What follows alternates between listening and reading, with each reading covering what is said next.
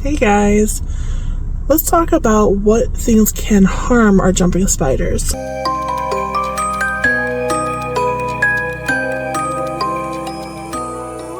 So, being that jumping spiders are fragile little beings, there are things that you want to keep in mind when you are handling your spiders or at areas around your spiders as well.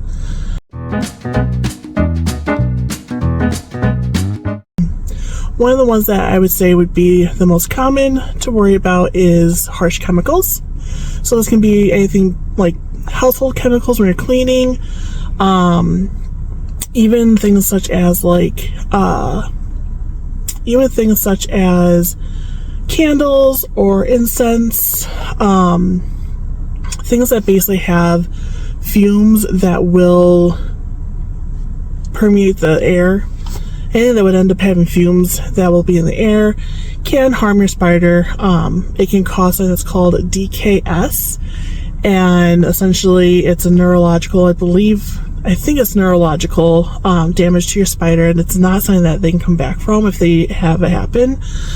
So it's something you really want to be very mindful of. So that is making sure the cleaners that you're using, if it's over by your spiders, just make sure that it is, I'd honestly just do like dish soap and water. Like, you don't have to do anything harsh around that area. And then just try to have it well ventilated if you are cleaning in the room maybe, but just try to be more mindful of what you're using to clean. I don't use any candles or incense in our house anymore since we've started keeping spiders. I don't want to risk it, so it's not worth it in my eye. Another thing can also be direct sunlight. So this is making sure where you have your spider set up on its shelf that you don't want to have it in direct sunlight. The acrylic and the light coming through will basically create kind of a hot box, and just it will unalive your spider. So I've covered this in other videos, but just making sure that when you're setting up your enclosure, you want to make sure that if they get daylight, it's indirect daylight. So like how I'm in the car right now, got direct sunlight right here, but over in this area is more of the indirect. So you just want to make sure that they don't have that direct sunlight coming in.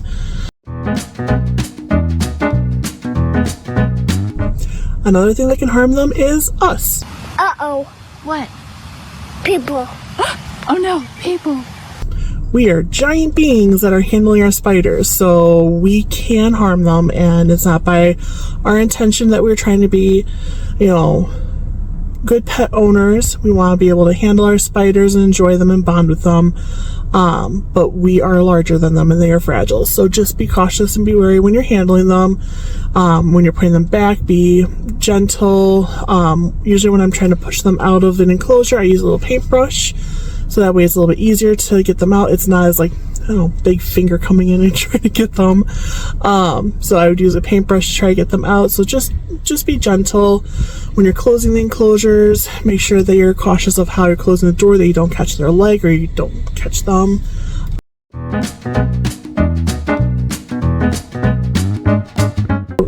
Going with the same part of like the chemicals and the fumes is what we use to decorate our enclosure. So that is if we use like glues that have toxic fumes. A big one is like the E6000 that has a lot of fumes. This can harm our spiders if we put them in there while it has not had the chance to vent out. So that's why I usually use the hot glue, just because curing time and it doesn't have a lot of fumes. It's a lot safer for the spiders. So with that, and then it's also another thing with our decorations is making sure that you seal like anything porous that is in your enclosures, because if not, with the moisture of misting inside your enclosure, it can cause mold if they're not sealed. As I say, with the mold, if it's too high humidity and it's the molding and all that, it can harm your spiders. I don't hear it happen too often that that's the reason for something happening, but I would be cautious of it. You don't want mold in your enclosure. It's not good for us. It's not good for the spiders. You also make sure that you have like springtails in there if you're doing bioactive, things that can eat and clean up the enclosure. Another thing is what we feed our jumpers. So crickets and mealworms can harm our spiders. They're great meals for them, but they are able to bite back. So when you're feeding them mealworms or crickets, just make sure they have them in their mouth. That way you don't have to worry about them biting the spider. I don't leave them unsupervised, just with feeding those two.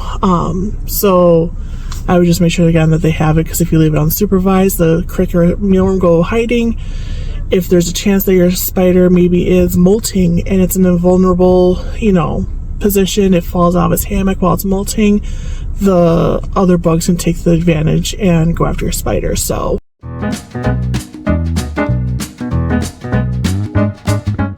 going with the whole feeding thing as well is if you overfeed your spider, a way of harming them is not intentional. You're feeding your spider, but if you overfeed them, their butts get too big, makes them heavier, so they can fall, and they could rupture the abdomen if they fall.